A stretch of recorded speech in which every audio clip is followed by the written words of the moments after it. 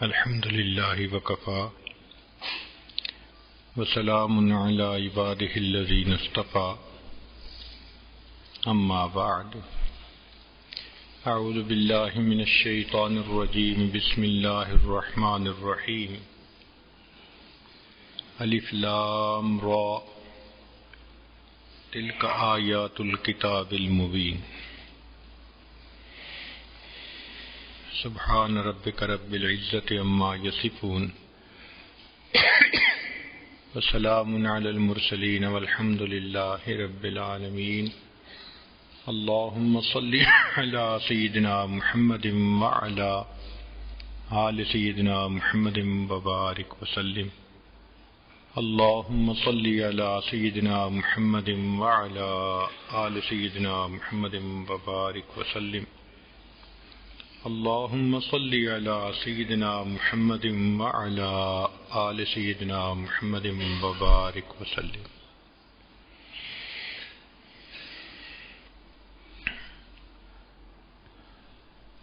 سورہ یوسف مکیہ ہے، اس میں 111 آیات اور 12 رکوع ہیں، اور یہ پوری کی پوری صورت ایک ہی قصے کے اوپر مشتمل ہے، اور یہ قصہ قرآن پاک میں ایک ہی جگہ بیان ہوا، دوسری جگہ ریپیٹ نہیں کیا گیا۔ ترتیب ہماری یہ ہوگی کہ پہلے آیات کو پڑھ کر اس کا ترجمہ، اور پھر اس کے بعد اس میں جو فوائد ہیں، سمجھنے کی باتیں ہیں، وہ بیان کی جائیں گی۔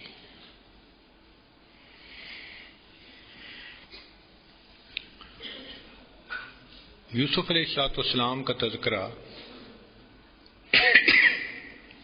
سورہ یوسف میں 24 مرتبہ آیا ہے، ایک مرتبہ سورۃ انعام میں اور ایک مرتبہ سورہ غافر میں۔ آپ پڑپوتے ہیں حضرت ابراہیم علیہ السلام کے، ابراہیم علیہ السلام کے بیٹے اسحاق، ان کے بیٹے یعقوب اور ان کے بیٹے یوسف علیہ السلام۔ تو کریم ابن کریم ابن کریم ابن کریم، اللہ رب العزت نے انہیں ایسی شان عطا فرمائی۔ سورہ یوسف کے اندر واقعے کی جتنی تفصیلات ہیں، نہ ایسی تفصیلات عیسائیوں کے پاس، نہ ایسی تفصیلات یہودیوں کے پاس۔ یہ قرآن کی حقانیت کی دلیل ہے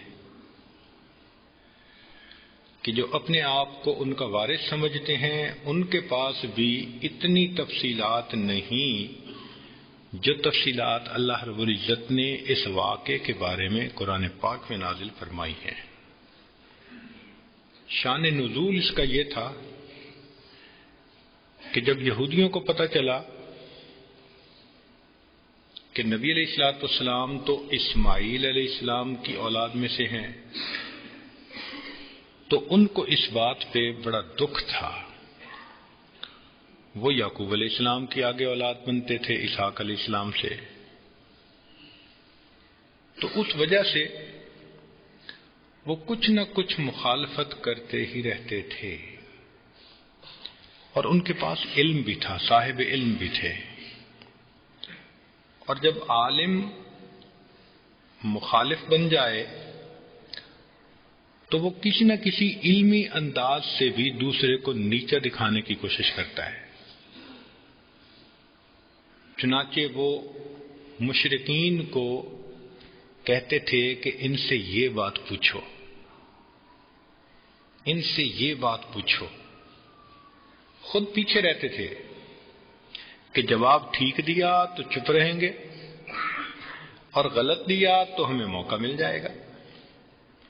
چنانچہ انہوں نے 3 سوالات پوچھوائے، ان میں سے ایک یہ تھا کہ سکندر ذوالقرنین کون تھے، دوسری بات یہ بتائیں کہ روح کی حقیقت کیا ہے، یسألونک عن الروح. پہلا سوال تھا یسألونک عن ذی القرنین. دوسرا سوال روح کی حقیقت کیا، اور تیسرا کہ یہ بتائیں کہ یوسف علیہ الصلوۃ والسلام کا واقعہ کیا تھا جس کی وجہ سے عرب لوگ فلسطین سے چل کر مصر میں آ کر آباد ہوئے. تو کون سی وجوہات تھیں؟ ان کی نظر میں ان کا جواب دینا ناممکن تھا. تو اللہ رب العزت نے قرآن مجید میں تینوں کا جواب عطا فرمایا، اور یوسف علیہ السلام کے واقعے کے بارے میں یہ پوری صورت ہی اللہ نے اتار دی. اس صورت کی جامعیت یہ ہے کہ اس میں بہت نصائح ہیں، اسباق ہیں، سجھ بجھ کی باتیں ہیں. جس رنگ کا بندہ اس کو پڑھے گا اس کو اپنے رنگ کا سبق اس میں سے ملے گا.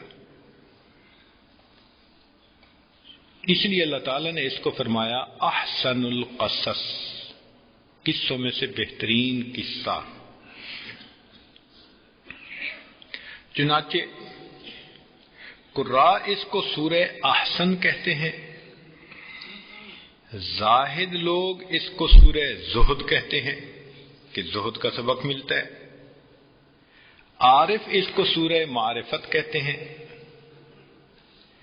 جو غمگین لوگ ہوں وہ اس کو سورہ راحت کہتے ہیں کہ اس سورت کے پڑھنے سے غمگین دلوں کو تسلی مل جاتی ہے. محبین لوگ اس کو سورہ حب کہتے ہیں، اور عابد لوگ اس کو سورہ ریاضت کہتے ہیں کہ عبادت اور ریاضت کا بھی تذکرہ. اور قرآن مجید کی زبان میں اس کو سورہ یوسف کہتے ہیں. حدیث مبارکہ میں اس سورت کے بہت فضائل وارد ہوئے ہیں. نبی علیہ السلام نے ارشاد فرمایا کہ جو شخص سورہ یوسف کو پڑھے اور اس پر عمل کرے اللہ تعالی موت کی سختی میں اس کی مدد فرماتے ہیں. ایک حدیث مبارکہ میں ہے کہ جو شخص چاہے کہ غم دور ہو اس کو سورہ انعام پڑھنی چاہیے. جو چاہے کہ عذاب قبر دور ہو اس کو سورہ آراف پڑھنی چاہیے. جو چاہے کہ میرے اندر سے منافقت نکل جائے اس کو سورہ انفال پڑھنی چاہیے. جو چاہے کہ مجھے غصے سے نجات مل جائے اس کو سورہ عصر پڑھنی چاہیے، العصر. جو چاہے کہ میرے دل کی تنگی بوجھ دور ہو اس کو معوذتین پڑھنی چاہیے، قل اعوذ برب الفلق قل اعوذ برب الناس. اور جو شخص چاہے کہ میرے اوپر کے حالات کی بلا مجھ سے دور ہو جائے اس کو چاہیے کہ سورہ یوسف پڑھ لے. یہ سورت انسان کے حالات میں ایک انقلاب پیدا فرما دیتی ہے. چنانچہ اس سورت کا ترجمہ الف لام را یہ حروف مقطعات کہلاتے ہیں. تلک آیات الکتاب المبین یہ آیتیں ہیں روشن کتاب کی. انا انزلناہ قرآنا عربیا لعلکم تعقلون ہم نے اس کو اتارا ہے قرآن عربی زبان کا تاکہ تم اس کو سمجھ لو. نحن نقص علیک احسن القصص ہم بیان کرتے ہیں آپ کے پاس بہت اچھا بیان. بما اوحینا الیک ھذا القرآن اس واسطے کہ بھیجا ہم نے تیری طرف یہ قرآن. وَإِن كُنتَ مِن قَبْلِهِ لَمِنَ الْغَافِلِينَ اور آپ تھے اس سے پہلے اس سے بے خبر، یعنی اس سے پہلے آپ کو اس قصے کا پتہ نہیں تھا، اب ہم آپ کو یہ قصے کی تفصیلات بتا رہے ہیں۔ اذ قال یوسف لابی، جس وقت کہا یوسف نے اپنے والد سے، یا ابت انی رأیت احد عشر کوکبا، اے میرے ابا جان، میں نے دیکھا خواب میں 11 ستاروں کو، والشمس والقمر، اور سورج کو اور چاند کو، رأیتہم لی ساجدین، کہ وہ مجھے سجدہ کر رہے ہیں۔ قال یا بنی لا تقصص رؤیاک علی اخوتک، تو یعقوب علیہ السلام نے اپنے بیٹے کو فرمایا کہ اے بیٹے، اپنا خواب اپنے بھائیوں کے سامنے بیان نہ کرنا، فیکیدوا لک کیدا، وہ بنائیں گے تیرے لیے کوئی نہ کوئی فریب۔ ان الشیطان للانسان عدو مبین، بے شک شیطان انسان کا سری دشمن ہے۔ تو آج کی مجلس میں ہم یہ پہلی 5 آیات کے بارے میں تفصیلات پڑھیں گے۔ سورت کی ابتدا میں 3 حروف ہیں، الف، لام اور را۔ ان کو کہتے ہیں حروف مقطعات۔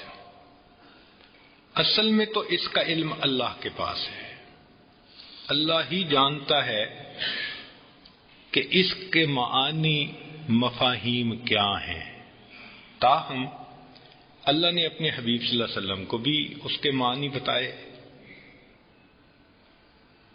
تو مفسرین نے حروف مقطعات کے بارے میں مختلف تفاصیل دی ہیں۔ بعض نے فرمایا کہ جیسے الف لام میم، تو الف سے مراد اللہ، لام سے مراد جبرائیل، اور میم سے مراد محمد صلی اللہ علیہ وسلم۔ اشارہ کرنا مقصد تھا کہ یہ اللہ کا پیغام ہے جو جبرائیل علیہ السلام اللہ کے محبوب حضرت محمد مصطفیٰ صلی اللہ علیہ وسلم کی طرف پہنچا رہے ہیں۔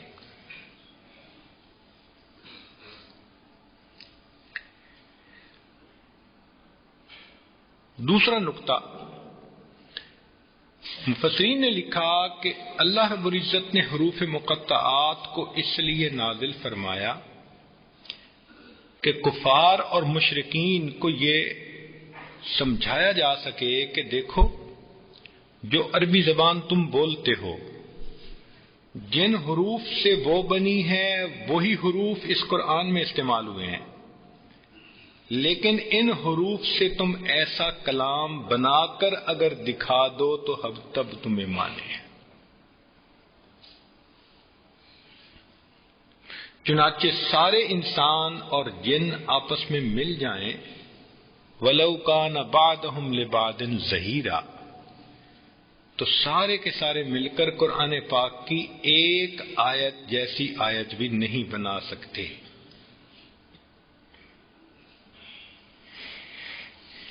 تیسری بات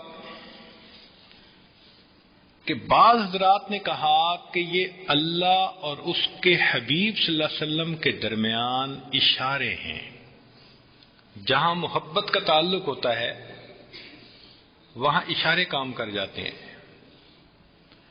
کہ محب اور محبوب ایک دوسرے کو ایسے پیغام پہنچا دیتے ہیں کہ فرشتوں کو بھی پتہ نہیں چلتا۔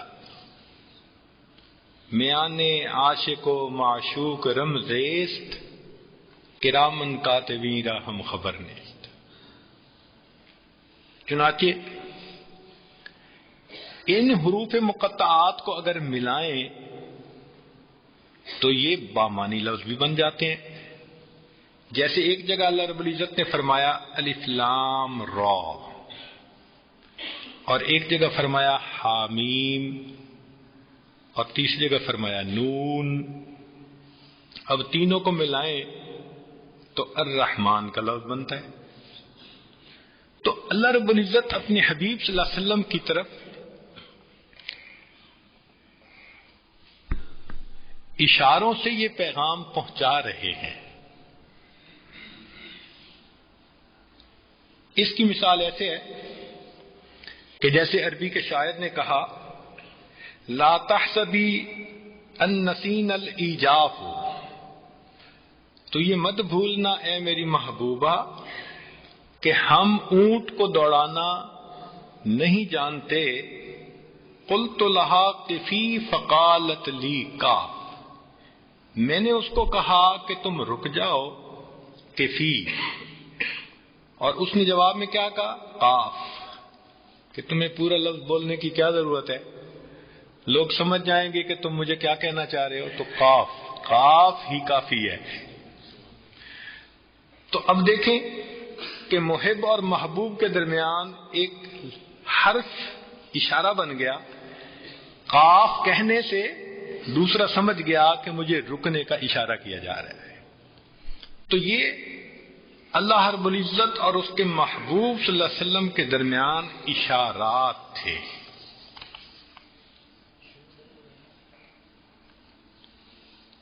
اس میں ایک عجیب نکتے کی بات ہے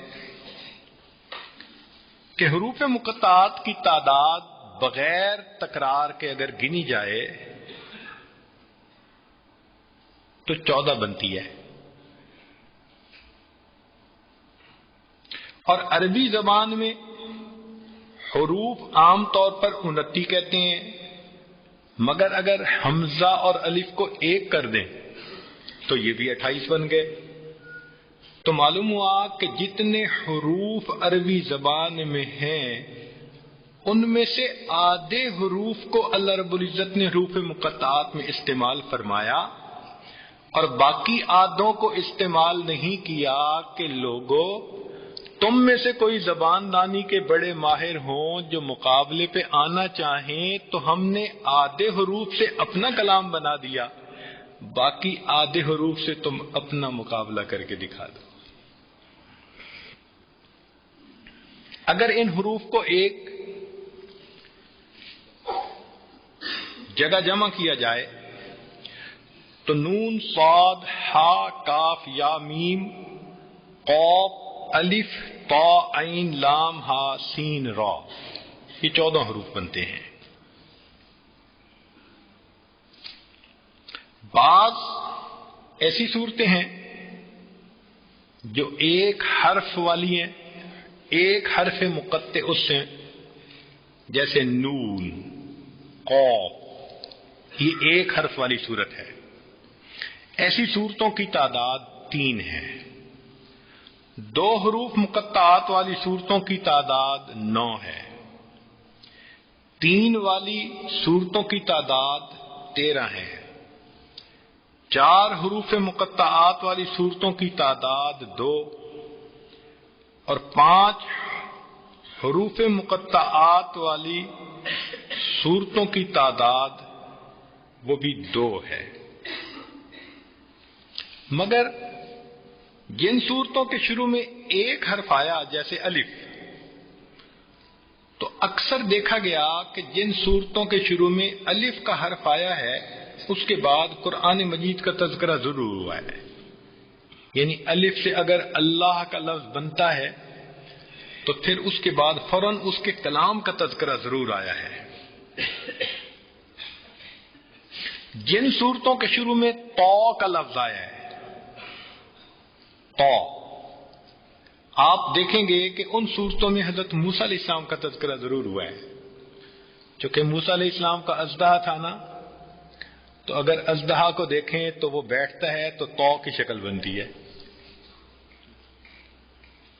تو حرف ہی بتا رہا ہے کہ آنے والی صورت میں مضمون کیا بتایا جائے گا.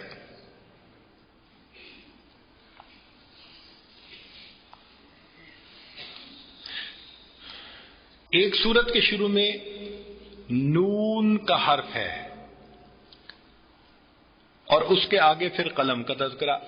اب اگر نون کو دیکھیں تو جیسے دوات ہوتی ہے نا، بالکل اس جیسی شکل ہے جیسے دوات میں سے قلم پہ سیاہی لگا رہے ہوں.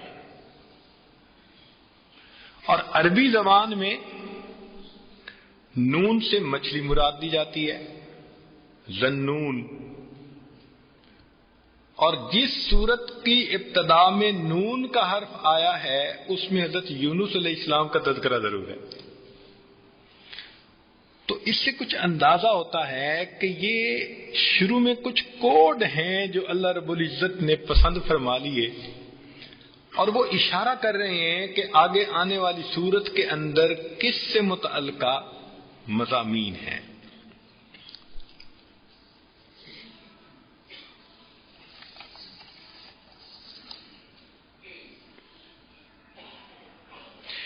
الف لام میم سے شروع ہونے والی صورتیں دو جگہ ترتیب سے آئی ہیں. پہلی جگہ سورہ بقرہ اور دوسرا آل عمران. دوسری جگہ ترتیب سے عنکبوت، الروم، لقمان اور سجدہ. جن صورتوں کے شروع میں الف لام اور را کے حروف آئے ہیں وہ بھی ایک ہی ترتیب سے آئی ہیں قرآن پاک میں. یونس، ہود، یوسف، الرعد، ابراہیم، الحجر، یہ تمام صورتیں ایک ترتیب سے آئی ہیں. بعض صورتوں کے شروع میں طا اور سین آیا ہے، ان کو کہتے ہیں تواسین. وہ صورتیں جن میں شروع میں طا اور سین آیا ہو تو ان کو کیا کہتے ہیں؟ تواسین. تو مجموعہ تواسین وہ بھی ایک ہی ترتیب سے، جیسے الشعراء، النمل اور القصص. پھر کچھ صورتیں ہیں جن کے شروع میں حامیم آیا ہے، ان کو حوامیم کہتے ہیں، وہ بھی ایک ہی ترتیب سے. غافر، فصلت، شورا، زخرف، الدخان، الجاسیہ، الاحقاف. کچھ ایسی صورتیں ہیں کہ ان کے نام ہی حروف مقطعات پر رکھے گئے ہیں، جیسے یاسین تو سورت کا نام بھی یاسین، طٰہٰ حروف مقطعات میں سے تو سورت کا نام بھی طٰہٰ، صاد سورت کا نام بھی یہی، قاف سورت کا نام بھی یہی. تو اس سے معلوم ہوتا ہے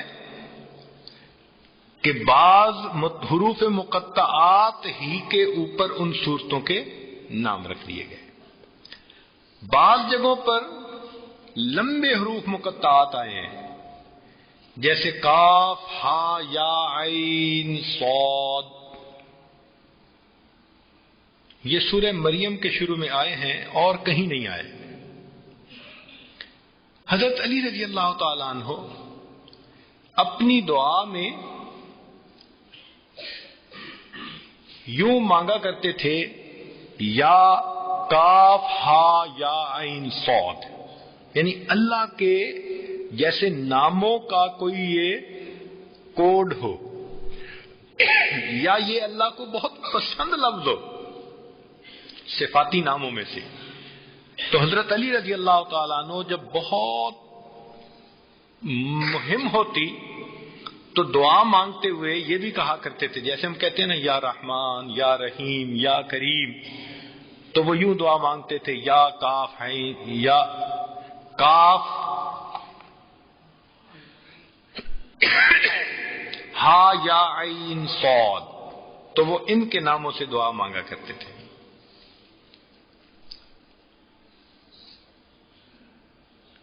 اب اس میں ایک اور نقطہ بھی ہے،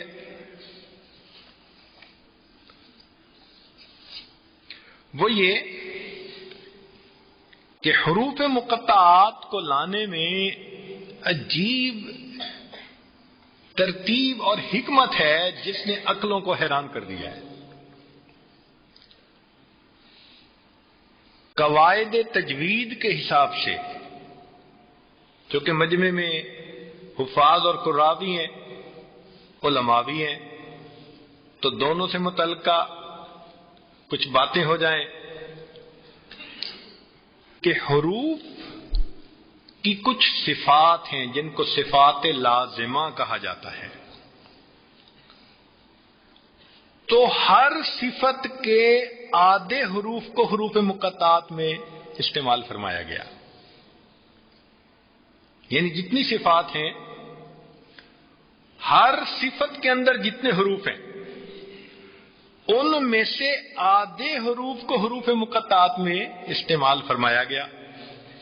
مثال کے طور پہ کل حروف دو طرح کے ہیں، یا محموسہ یا مجہورہ. دو صفات ہیں، ایک ہمس کہلاتی ہے اور ایک جہر کہلاتی ہے. ہمس کیا معنی ہوتا ہے کہ جن حروف کے ادا کرتے وقت آواز مخرج میں ذوق کے ساتھ ٹھہرے کہ سانس جاری رہ سکے اور آواز میں پستی ہو، اس کو ہمس کہتے ہیں. تو ایسے حروف کی تعداد 10 ہے. فَحَسَّهُ شَخْصٌ سَكَتَ، ان میں سے 5 حروف مقطعات میں استعمال ہوئے ہیں، آدھے حرف. پھر اس کے بعد دوسری صفت ہے جہر، کہ حرف اپنے مخرج میں آواز ایسے قوت کے ساتھ ٹھہرے کہ آواز بلند ہو. ان کی تعداد 18 ہے اور 18 میں سے 9 حروف مقطعات میں استعمال ہوئے ہیں. اور دیکھیے کل حروف 2 اور صفات میں تقسیم ہوتے ہیں، شدیدہ یا رخوہ. شدت کہتے ہیں کہ آواز مخرج میں قوت کے ساتھ ٹھہرے کہ آواز بند بھی ہو جائے اور اس میں سختی بھی ہو. اس کا مجموعہ ہے آجیدو کا قطوبتا. یہ کل حروف 8 بنتے ہیں شدیدہ، اور 8 حروف میں سے 4 حرف حروف مقطعات میں استعمال ہوئے ہیں. پھر باقی 20 حروف رخوہ بنے، ان 20 میں سے 10 حروف مقطعات میں استعمال ہوئے ہیں. پھر کل حروف 2 اور طرح سے تقسیم ہوتے ہیں. ایک صفت ہے اطباق، مطبقہ، ان کی تعداد 4 ہے. یہ وہ حروف ہیں کہ جن کو ادا کرتے وقت زبان کا پیٹ تالو کے ساتھ ملصق ہو جاتا ہے، لپٹ جاتا ہے.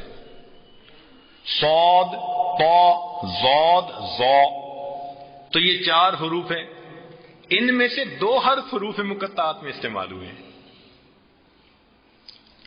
صاد بھی استعمال ہوا اور طا بھی استعمال ہوا. پھر اس کے بعد 24 حروف منفتحہ ہیں، انفتاح، کہ زبان کا پیٹ اوپر کے تالو سے جدا رہتا ہے. تو 24 میں سے 12 حروف مقطعات میں استعمال ہوئے ہیں.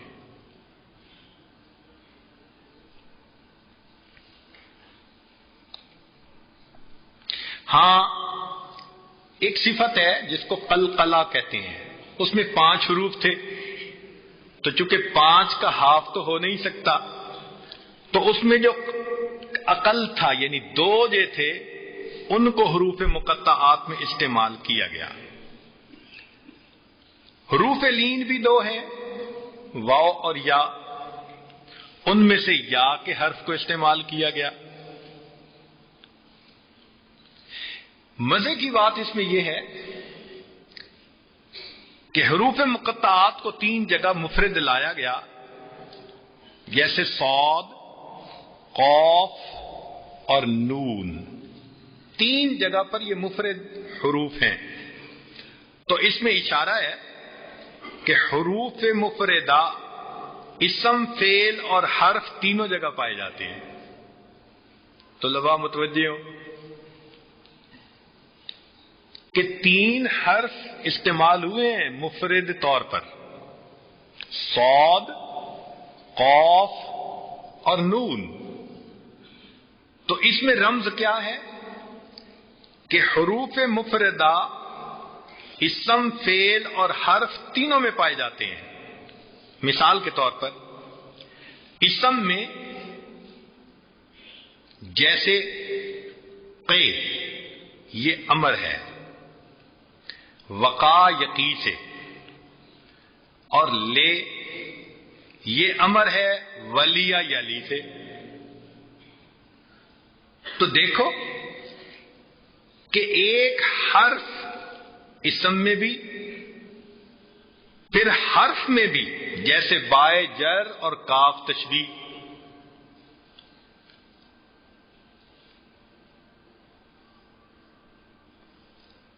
اب بعض حروف مقطعات دو دو مل کر آئے ہیں، جیسے طٰ، طاسین، یاسین، حامیم. اس میں عجیب اشارہ ہے کہ حرف میں دو کا مجموعہ بغیر حذف کے بھی ہوتا ہے، جیسے بل یہ حرف ہے اور بغیر حذف کے. فعل میں دو کا مجموعہ بحذف ہوتا ہے، جیسے قل. اب اقول تھا اصل میں تو، مگر حذف کرنے کے بعد یہ قل بن گیا. اور اسم میں دو کا مجموعہ دونوں طرف سے ہوتا ہے، حذف کے ساتھ بھی بغیر حذف کے بھی.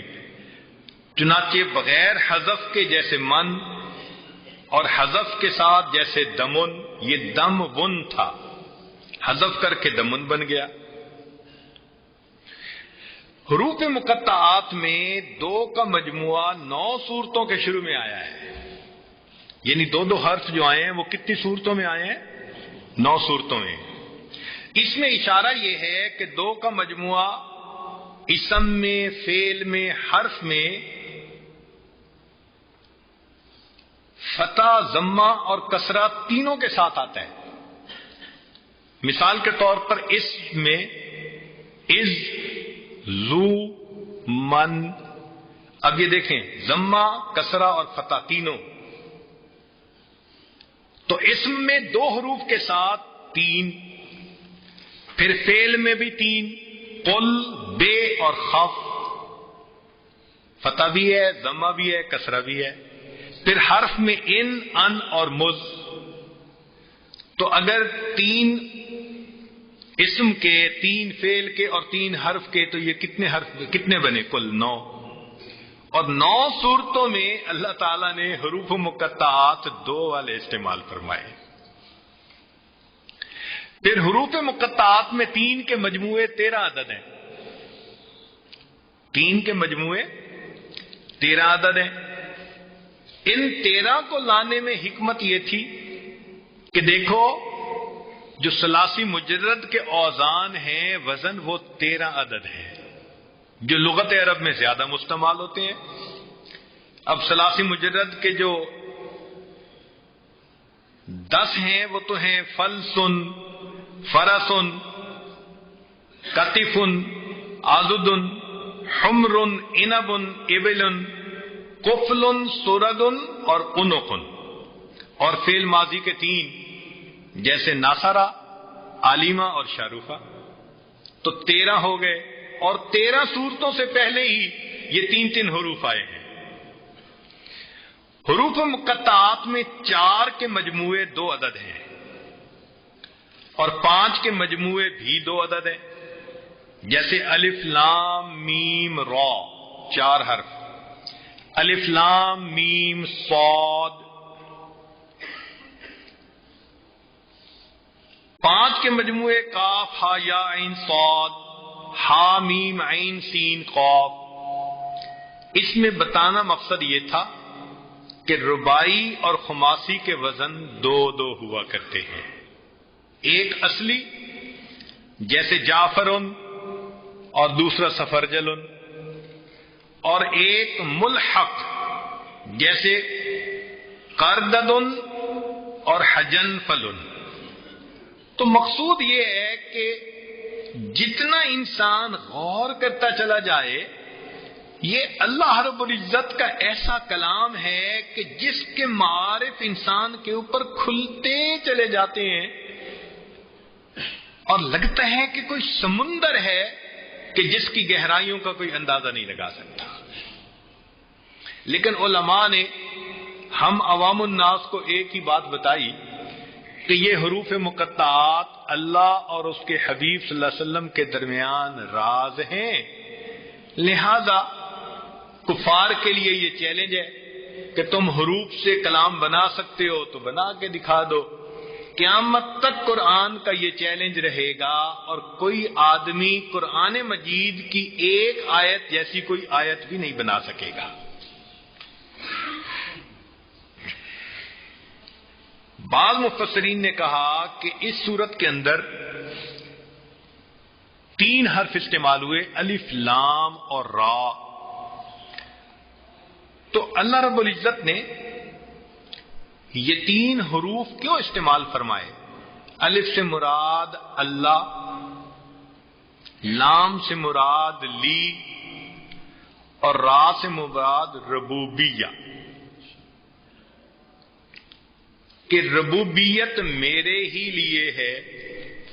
چونکہ اس صورت کے اندر حضرت یوسف علیہ السلام کی تربیت کا پورا واقعہ ہے کہ اللہ رب العزت نے کیسے بچپن میں ان کو ایک آزمائش میں ڈالا، اور پھر کیسے وہ کامیاب ہوئے، اور ان کو اللہ نے حکمت اور علم عطا فرمایا، پھر نبوت سے سرفراز فرمایا، پھر ان کو تاج تخت ملا۔ تو یہ تربیت ہے نا ساری۔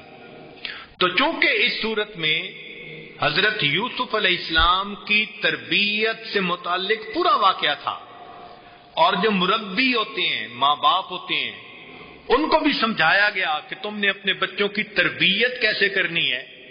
تو چونکہ تربیت سے متعلقہ مضمون تھا، تو اللہ نے الف، لام، را حروف کو نازل کر کے بتا دیا کہ دیکھو اصل مربی تو میں ہوں، تم نے تربیت سیکھنی ہے تو میرے کلام سے تربیت پانا سیکھ لو۔ اس لیے الف، لام اور را بالخصوص اس آیت کے شروع میں یہ 3 حروف۔ آگے فرمایا انا انزلناہ قرآنا عربیا لعلکم تعقلون، کہ ہم نے اس قرآن کو عربی زبان میں نازل کیا تاکہ تم اس کو سمجھ لو۔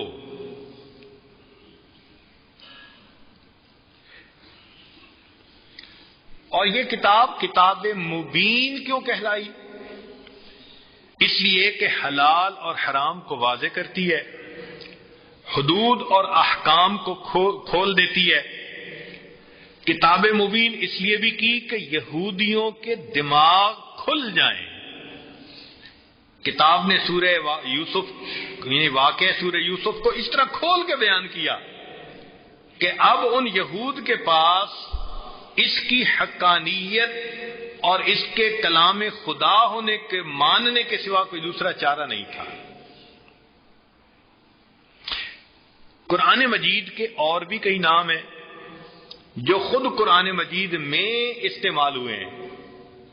فرمایا تبارک الذی نزل الفرقان، یہ فرقان قرآن پاک کا نام ہے۔ انزل علی عبدہ الکتاب، کتاب بھی قرآن کا نام ہے۔ یاسین والقرآن الحکیم، قرآن کا لفظ استعمال ہوا۔ بل هو قرآن مجید انہ لکتاب عزیز انزلنا الیک نورا مبینا۔ یہ سب قرآن مجید کے مختلف نام ہیں جو استعمال ہوئے۔ عربین یعنی بلغتکم، بتانا مقصد یہ تھا کہ دیکھو یہ کسی اور زبان میں نازل نہیں ہوا کہ تم کو جی ہم تو سمجھ ہی نہیں سکتے، ہمیں کیا پتا کیا باتیں ہیں، ہم نے تمہاری زبان میں، تمہاری لغت میں اسی قرآن کو نازل کیا۔ اسی لیے ایک حدیث مبارکہ میں ہے کہ تم عربی سے 3 وجہ سے محبت کرو۔ ایک تو یہ کہ میری زبان عربی ہے، دوسرا قرآن مجید کی زبان عربی، اور تیسرا جنت میں جنتیوں کی زبان بھی عربی ہوگی۔ تو اس 3 وجہ سے ہر بندے کو عربی سے محبت ہونی چاہیے۔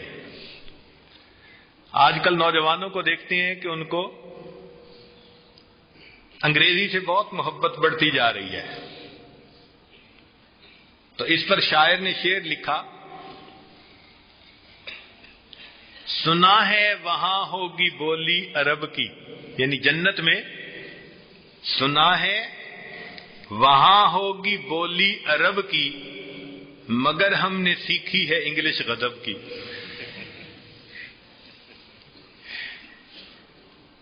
تو اسکولوں کالجوں میں پڑھنے والے انگلش زبان سیکھنے پہ ناز مت کریں، یہ ایک واسطے کی زبان ہے جس کا تعلق فقط اسی دنیا میں ہے۔ ہاں، عربی زبان کو سیکھنے کی تمنا کریں، کوشش کریں، اس لیے کہ یہ قرآن مجید کی زبان ہے، ہمارے آقا صلی اللہ علیہ وسلم کی زبان ہے، اور پھر یہ جنت میں جنتیوں کی زبان ہوگی۔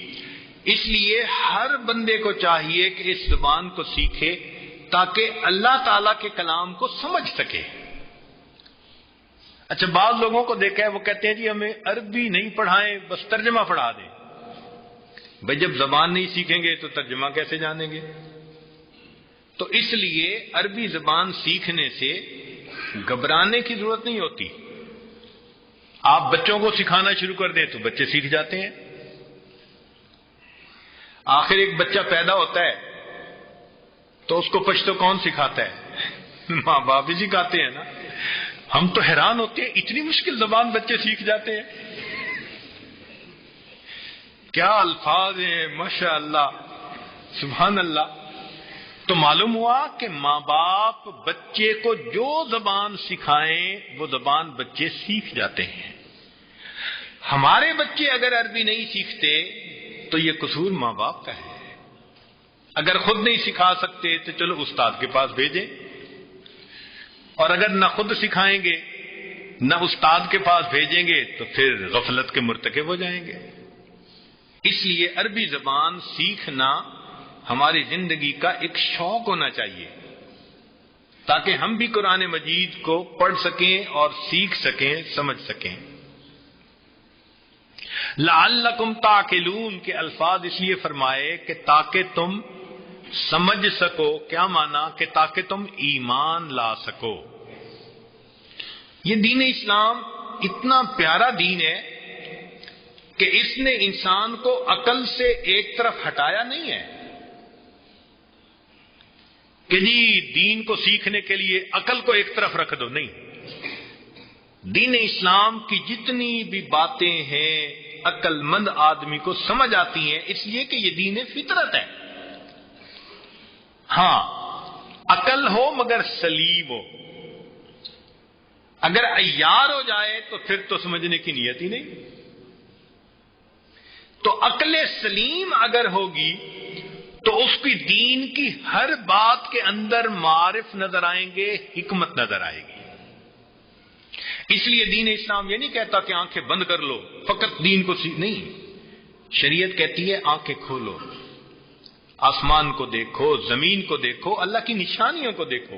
انظروا الم ترا الم ترو، یہ الفاظ بتا رہے ہیں کہ دین اپنی پیروی کرنے والوں کو آنکھیں بند کرنے کا حکم نہیں دے رہا۔ آنکھیں کھولو، دیکھو، یہ اللہ کا بنایا ہوا نظام ہے اور اسی اللہ کی بھیجی ہوئی یہ کتاب ہے۔ تم عقل سے کام لوگے اور آنکھ سے دیکھو گے تو تم جگہ جگہ پر اس مالک ملک کی نشانیوں کو اپنے سامنے پاؤ گے۔ چنانچہ اس واقعے کو سن کر واقعی کچھ لوگ ایمان لائے، جیسے ابن امین، عبداللہ ابن سلام اور ابو عتبہ یمانی۔ یہ تین حضرات اس واقعے کی تفصیلات کو سن کر عقل سلیم تھی، طبیعت کے اندر سچ کی تلاش تھی۔ اللہ رب العزت نے سورہ یوسف کے اتارنے پر یہ یہود کے بڑے علماء تھے، اللہ نے ان کو ایمان لانے کی توفیق عطا فرمائی۔ آگے ارشاد فرمایا، نحن نقص علیک احسن القصص، ہم آپ پر قصوں میں سے بہترین قصہ بیان فرماتے ہیں۔ قرآن کو احسن القصص کیوں کہا؟ اس میں بہت عبرت کی باتیں ہیں، سبق کی باتیں ہیں۔ چنانچہ اس میں امر بھی ہے، نہی بھی ہے۔ اس صورت کے اندر تذکر بھی ہے، تفکر بھی ہے۔ عتاب بھی ہے، حساب بھی ہے، ثواب بھی ہے، عذاب بھی ہے، حیرت بھی ہے، حسرت بھی ہے، دین بھی ہے، دنیا بھی ہے، لطافت بھی ہے، کثافت بھی ہے، حرام بھی علم بھی ہے اور حرام کا علم بھی ہے۔ یعنی اس ایک صورت میں یہ جتنے الفاظ بتائے ان سے متعلقہ مضامین ایک صورت کے اندر موجود ہیں، تو اس کو احسن القصص کہا۔ اور بعض نے فرمایا کہ احسن کا لفظ اللہ نے چند چیزوں کے لیے پہلے بھی استعمال فرمایا، جیسے انسان کے لیے لقد خلقنا الانسان فی احسن تقویم۔ اس کی وجہ پتہ ہے کیا ہے؟ اس کی وجہ یہ ہے کہ انسان نہ پانی پہ تصویر بنا سکتا ہے، نہ آگ میں، نہ ہوا میں،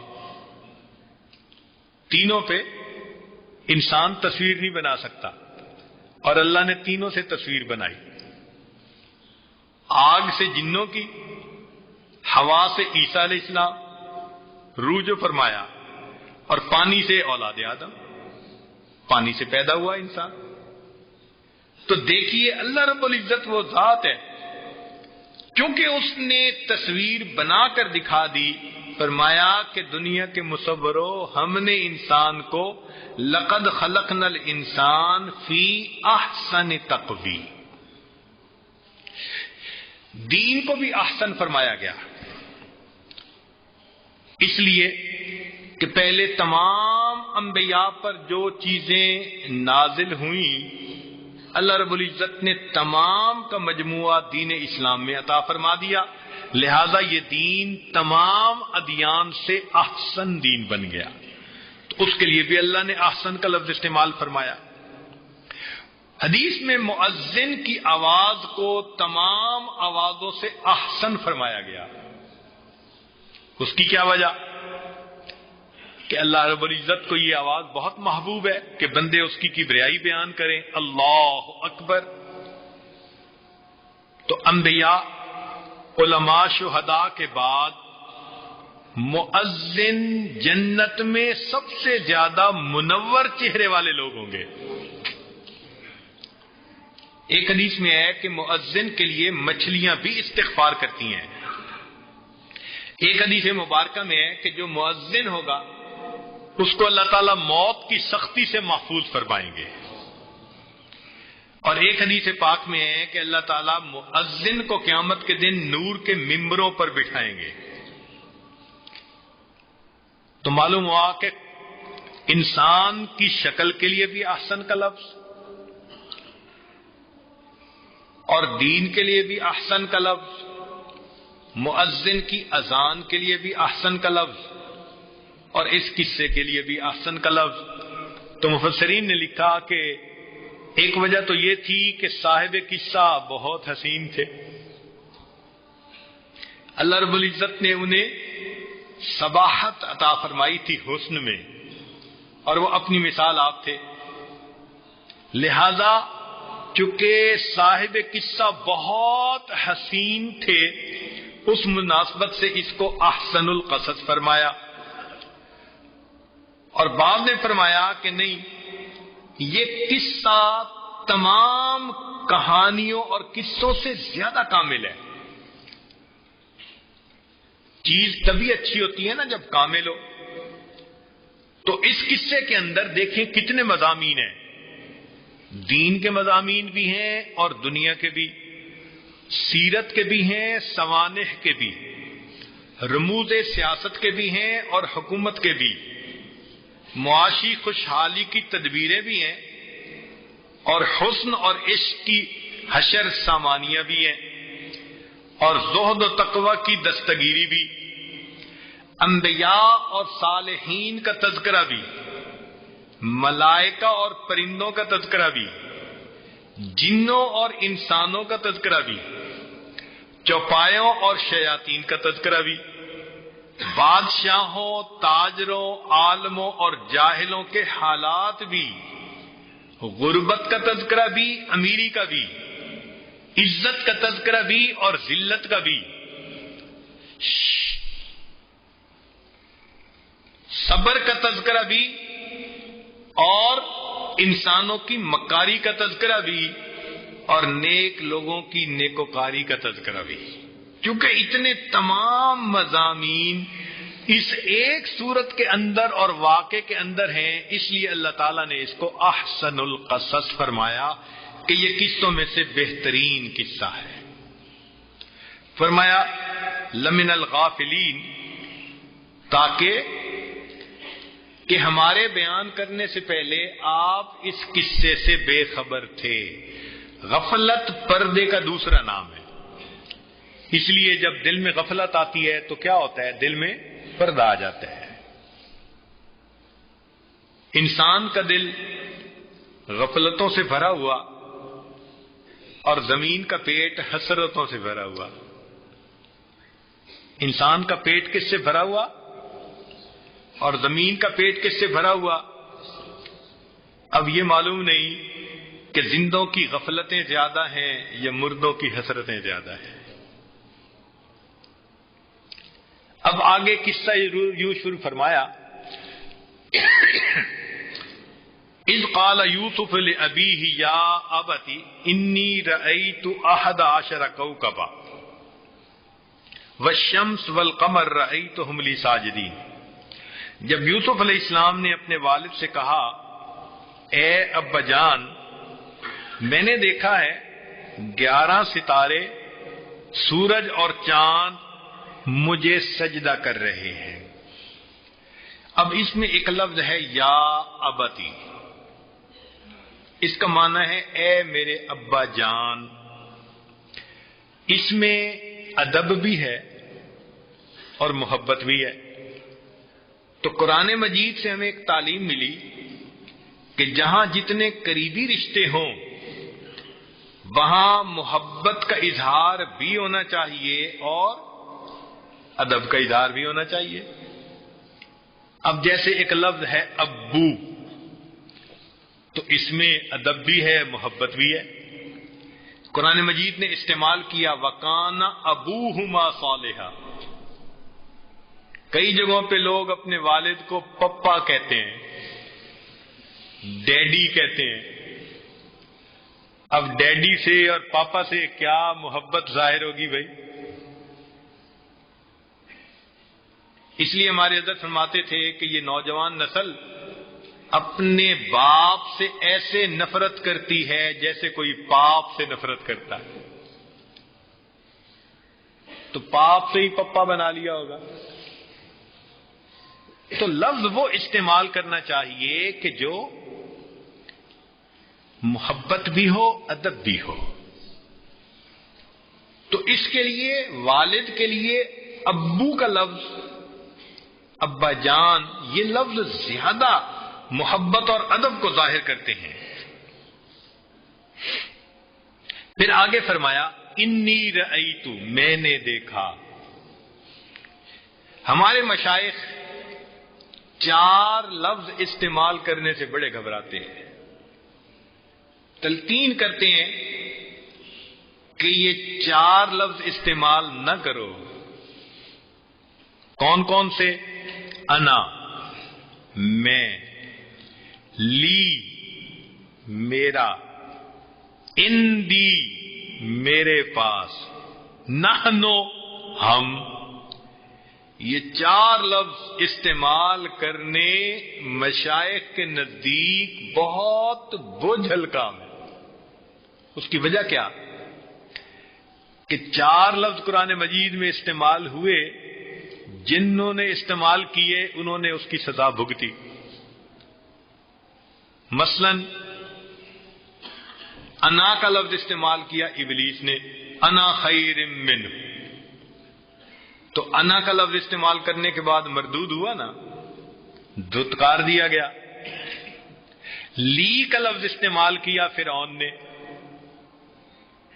یا قوم الیس لی ملک مصر وہذہ الانہار تجری من تحتی، تو لی کا لفظ استعمال کیا نا، اور اس کو بڑا مان تھا اپنے دریاؤں کے نظام پہ اور اللہ تعالیٰ نے دریا میں ہی ڈبو کے مارا کہ دیکھو جن کا ناز تھا نا تمہیں، میں تمہارا انجام بھی ادھر ہی کروں گا، تمہیں پتہ چلے گا کہ وہ دریا تمہارے ہیں یا کسی اور کے ہیں۔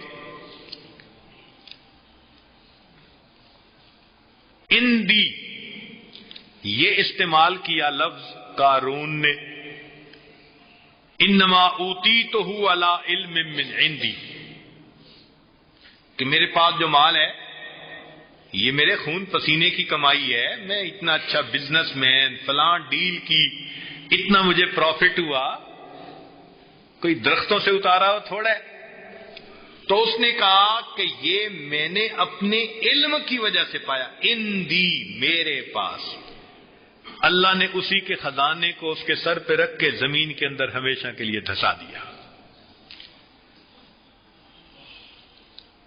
اور آخری نحنو ہم، اور نحنو کا تذکرہ سورہ یوسف میں کہ بھائیوں نے کہا نحنو عصبہ، ہم ایک گروپ ہیں، جماعت ہیں، اور نحنو کا لفظ استعمال کرنے والوں کو بعد میں پھر معافی مانگنی پڑی اور اپنی غلطی سے رجوع کرنا پڑا۔ تو ہمارے حضرات فرماتے ہیں کہ جب پھنسنا ہی ہے تو یہ لفظ استعمال ہی نہ کرو۔ تو انا، لی، اندی اور نحنو، اس لیے ہمارے اکابر کے ہاں جو لوگ جاتے تھے تو وہ میں کا لفظ استعمال نہیں کرنے دیتے، میں نے یہ کیا، میں گیا، نہیں، فقیر نے یہ کیا، فقیر نے ایسے کیا۔ کیوں کہ فقیر کا لفظ اللہ نے انسان کو عطا فرمایا ہے، یا ایھا الناس انتم تو جب اللہ نے یہ ایک لقب دیا ہے بندوں کو تو سبحان اللہ۔ تو اس لیے میں کا لفظ استعمال کرنے سے ڈرنا چاہیے، جو استعمال کرے گا وہ ضرور کسی نہ کسی مصیبت کے اندر پھنسے گا۔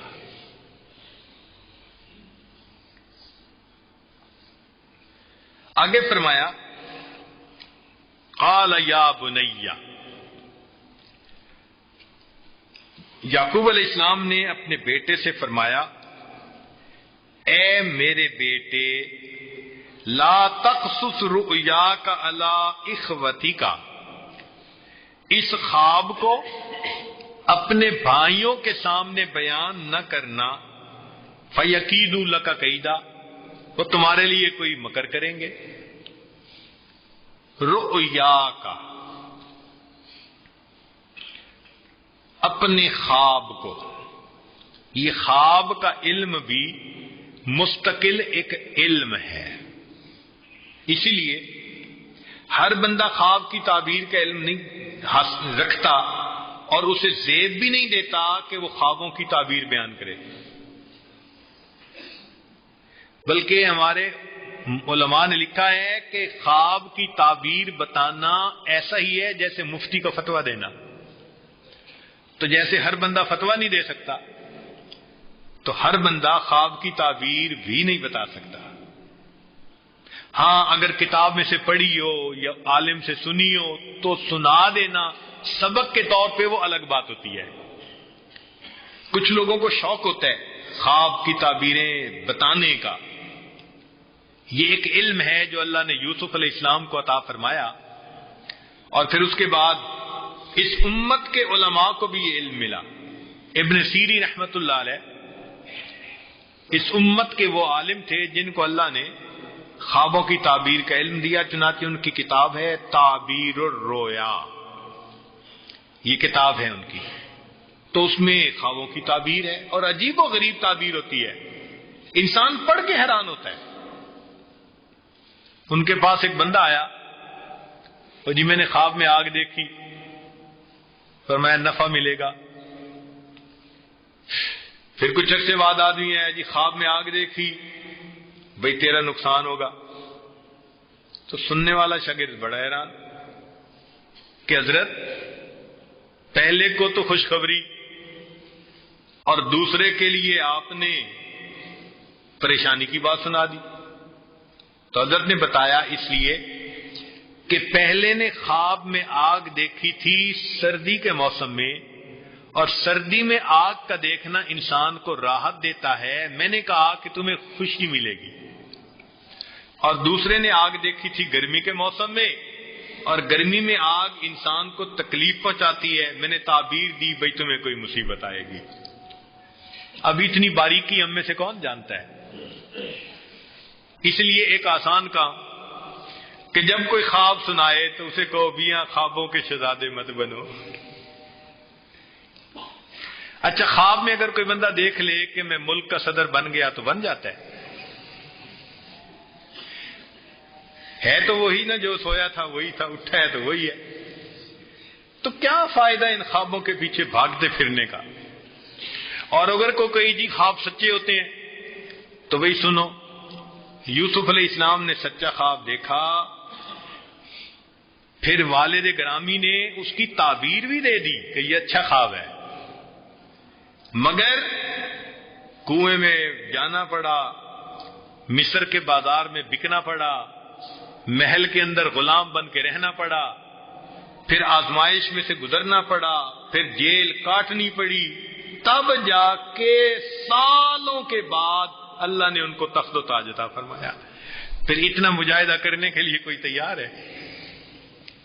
زندگی اس میں گزر جائے گی.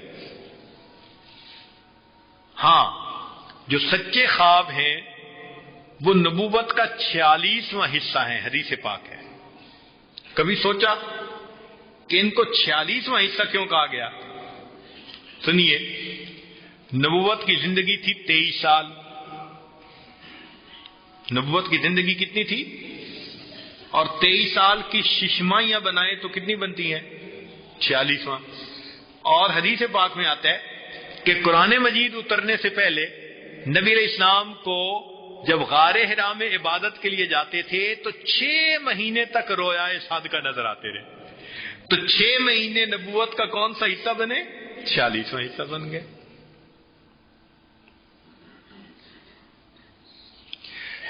حضرت یعقوب علیہ السلام نے فرمایا لا تقصص رؤیاک، اپنے خواب کو ظاہر نہ کرنا. وجہ کیا؟ کہ جب نعمت ملے اور غالب گمان یہ ہو کہ اگلے بندے کو اس سے حسد ہوگا تو ایسی صورتحال میں نعمت کا چھپانا ضروری ہوتا ہے، ورنہ حاسد انسان کا جینا دوبھر کر دیتے ہیں. اور جہاں امن ہو وہاں تحدیث نعمت کے طور پر بتانا ضروری ہوتا ہے. تو اب نعمت کے ملنے میں 2 صورتیں ہیں. جب نعمت بھی ملے اور امن بھی ہو تو اس وقت اس نعمت کا ظاہر کرنا یہ بہتر ہوگا. اور جب نعمت کے ظاہر کرنے سے لوگ فتنے میں پڑے، حسد میں پڑے، تو ایسی صورتحال میں اس نعمت کا چھپانا ضروری ہوگا. آج کے دور میں شاید فتنے میں پڑنے کا ماحول زیادہ ہے، اس لیے اللہ اگر کسی کو نعمت دے تو چاہیے کہ اس کو عام طور پر ادھر ادھر بیان نہ کرے، حتیٰ کہ اپنے احوال اور کیفیات کو بھی اپنے شیخ کے علاوہ کسی کے سامنے ظاہر نہ کرے. اب بتائیں، خواب سن کے لوگ حسد کرنے لگ جاتے ہیں تو اگر کیفیتیں بیان کریں گے تو کتنا حسد کریں گے. اس لیے ذرا لو پروفائل رہنا سیکھنا چاہیے. شیطان ایسے موقعوں سے فائدہ اٹھاتا ہے اور لوگوں کے دل میں حسد پیدا کر دیتا ہے. اب سوچئے کہ سگے بھائیوں کے دلوں میں شیطان نے حسد پیدا کر دیا تو پرائے بندوں کے سامنے بڑھ کے ماریں گے تو پھر حسد کتنا ہوگا.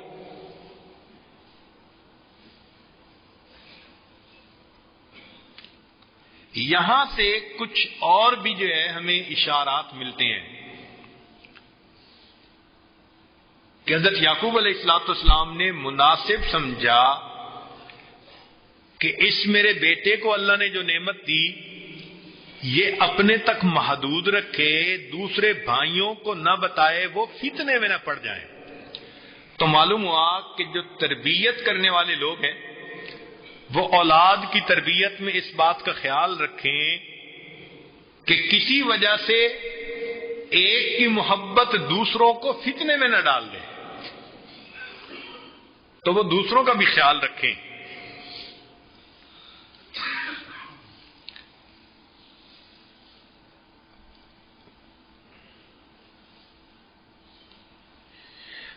والد کو اپنی اولاد سے عمومی محبت ہوتی ہے، مگر جو صاحب صفات ہو اس سے فطری محبت ہوتی ہے۔ یعنی عمومی محبت تو باپ کو ساری اولاد سے ہوتی ہے، جس میں جتنی صفات زیادہ ہوتی جائیں گی اتنی محبت بڑھتی چلی جائے گی۔ اسی لیے جو تعلق رکھنے والے متعلقین ہیں ان کا شیخ کے ساتھ ایک عمومی تعلق ہوتا ہے، مگر جس میں جتنا سچ زیادہ ہو، تقوی زیادہ ہو، توکل زیادہ ہو، زہد زیادہ ہو، اتباع سنت زیادہ ہو، پاک دامنی زیادہ ہو، یہ صفات جتنی زیادہ ہوتی جائیں گی اتنا وہ منظور نظر بنتے چلے جائیں، اتنا وہ آنکھوں کی ٹھنڈک بنتے چلے جائیں۔ تو یہ ایک فطری سی بات ہے کہ صفات سے انسان کو ہمیشہ پیار ہوتا ہے۔ عمومی محبت تو ہر ماں باپ کو ہے، بچہ خوبصورت ہو تو بھی پیارا اور بدصورت ہو تو بھی پیارا، کمزور ہو تو بھی پیارا، صحت مند ہو تو بھی پیارا، اپنا جو ہوا۔ ایک بادشاہ نے وزیر کو کہا تھا کہ بھئی کل کسی خوبصورت بچے کو لے آنا، وہ اپنے بیٹے کو اٹھا کے لے آیا، رنگ کا کالا تھا۔ اس نے کہا یہی خوبصورت ملا؟ کہنے لگا جی میری آنکھوں سے دیکھیں تو دنیا میں اس سے خوبصورت کوئی بچہ نہیں ہے۔ تو معلوم ہوا کہ فطری طور پر باپ کو اپنی اولاد کے ساتھ محبت ہوتی ہے۔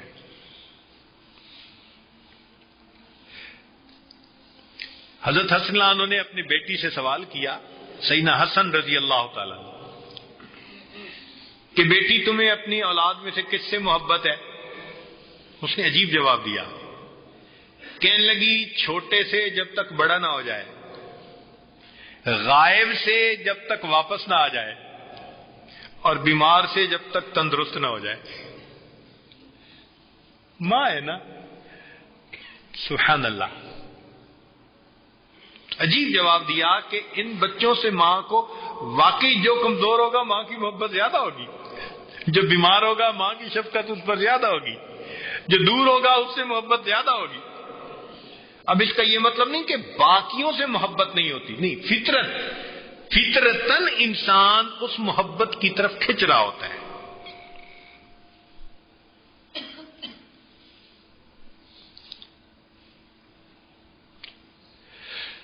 تو اگر یعقوب علیہ السلام نے اپنے بیٹے سے فرمایا کہ خواب بھائیوں کو نہ سنانا، تو سالکین کو بھی چاہیے کہ وہ اپنے احوال اور کیفیات عام لوگوں کے سامنے مت بیان کیا کریں۔ اور آج کل تو ایسی صورتحال ہے کہ خواب دیکھتے ہیں نا تو جس کو سمجھتے ہیں کہ یہ خواب کا اچھا حصہ ہے وہ آدھا سنا دیتے ہیں، باقی آدھا نہیں بتاتے۔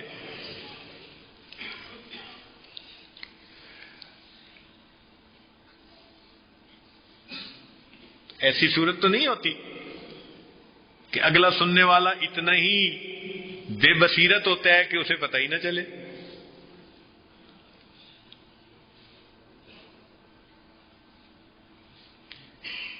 اب سوچئے کہ جب اللہ تعالیٰ یہ چاہتے ہیں کہ جو حال کیفیات میں بندے کو عطا کروں یہ میرا اور بندے کے درمیان راز ہے، بندہ اس کو نہ کھولے۔ چنانچہ کتنے لوگ ایسا کہتے ہیں جی بڑے لطائف جاری تھے جی، ہم نے کسی کے سامنے تذکرہ کر دیا، ختم ہو گئے۔ بھئی یہ ایک اللہ اور بندے کے درمیان راز تھا، آپ نے کیوں کھولا؟ نہیں کھولنا چاہیے تھا۔ اب ذرا یہ ایک نقطہ غور کرنے کا ہے کہ جو پروردگار اپنے اور بندوں کے درمیان کے راز کو دنیا میں کھولنا پسند نہیں کرتا، وہ قیامت کے دن اپنے اور بندے کے گناہوں کو دوسرے بندوں کے سامنے کھولنا کیسے پسند فرمائے؟ وہی تو بندے اور اللہ کا معاملہ ہے نا۔ اس لیے تو فرما دیا کہ اگر میرے کسی بندے سے گناہ ہو بھی گیا تو تم دنیا میں رسوا نہ کرو، پردہ ڈالو۔ اور کیا فرمایا کہ جس نے دنیا میں کسی مومن کے گناہ پر پردہ ڈالا سترہ اللہ یوم القیامہ، اللہ قیامت کے دن اس کے گناہوں پہ پردہ ڈالے گا۔ وہ پروردگار کتنا کریم ہے۔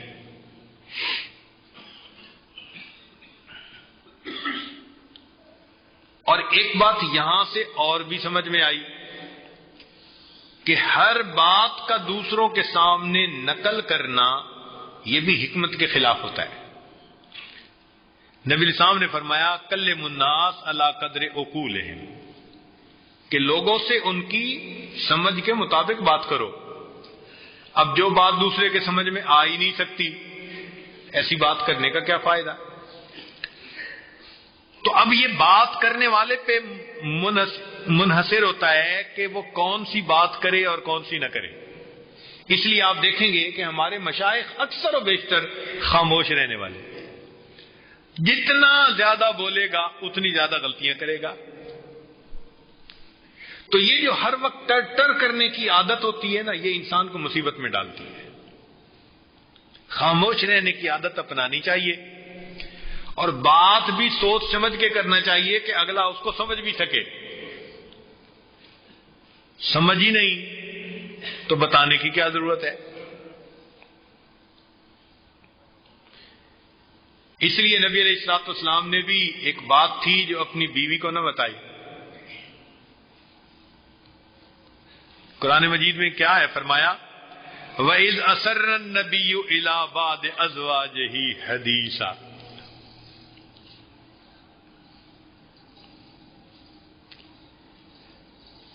پھر حضرت یعقوب علیہ الصلوۃ والسلام نے جب منع فرمایا تو پھر آگے وجہ بھی بیان کر دی کہ فَيَكِيدُوا لَكَ كَيْدًا، کہ وہ تمہارے ساتھ کہیں مکر نہ کرے۔ یہاں پر کچھ باتیں سمجھنے کی ہیں کہ جب باتیں عام کر دی جاتی ہیں تو دوسروں کو دل میں حسد آ جاتا ہے، اور حسد کبائر میں سے ہے۔ آسمانوں پہ سب سے پہلا گناہ حسد کی وجہ سے ہوا۔ شیطان ملعون نے آدم علیہ السلام سے حسد کیا،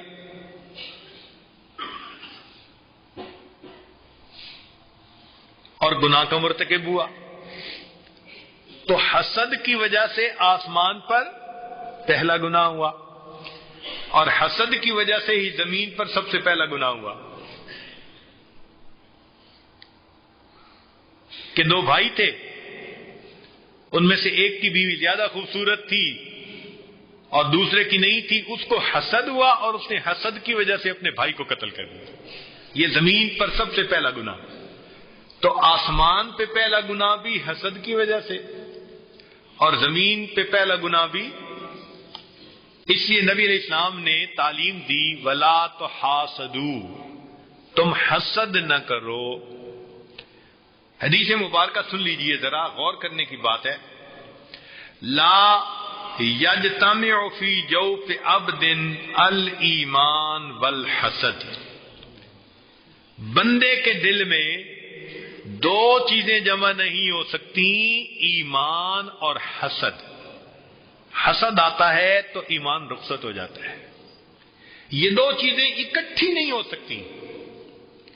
لہذا جو اپنے دل میں حسد محسوس کرتے ہیں وہ اپنے ایمان کی خیر منائیں،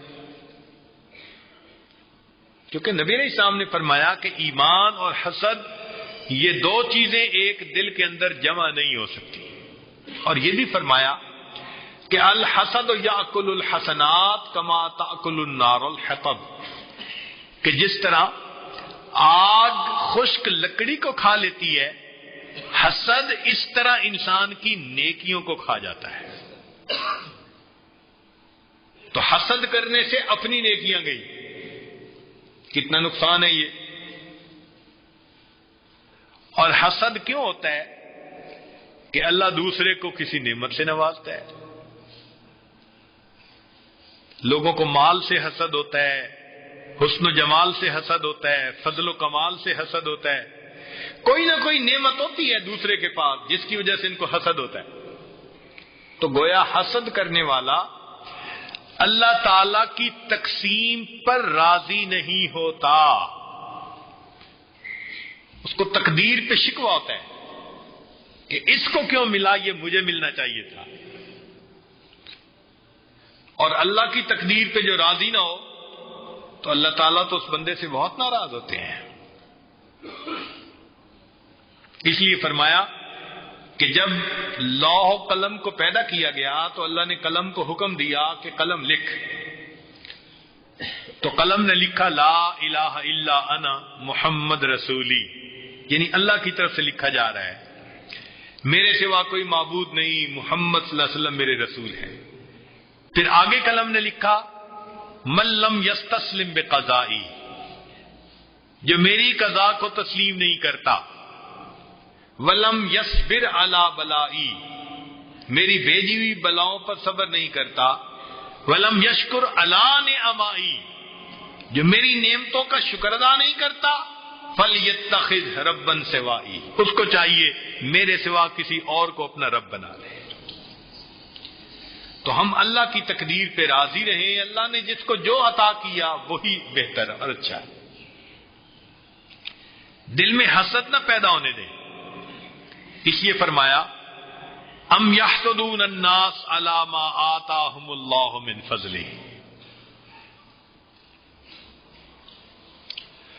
تو الحسد و اعتراض علی قدر اللہ، اللہ کی تقدیر کے اوپر اعتراض ہوتا ہے. اور عجیب بات دیکھو کہ حسد کا انجام کیا. للہ در الحسد ما عاد لہ بدا لصاحبہ فقتلہ، کہ حسد جس بندے سے شروع ہوتا ہے اسی بندے کو قتل کر کے رکھ دیتا ہے. حسد والا اپنی آگ میں خود جلتا ہے نا. جس کو اللہ نے نعمت دی وہ تو مزے کی نیند سو رہا ہوتا ہے، تو حسد والا جاگ رہا ہوتا ہے نا. یہ تو کروٹیں بدل رہا ہوتا ہے نا، اس کو بے چینی ہوتی ہے. اس لیے کسی نے کہا بحسدنا نطعم الحم لحومنا، حسد کی وجہ سے ہم اپنے غم کو اپنا گوشت کھلاتے ہیں. بحسدنا نطعم الحم لحومنا، حسد کی وجہ سے ہم اپنے غم کو اپنا گوشت کھلاتے ہیں.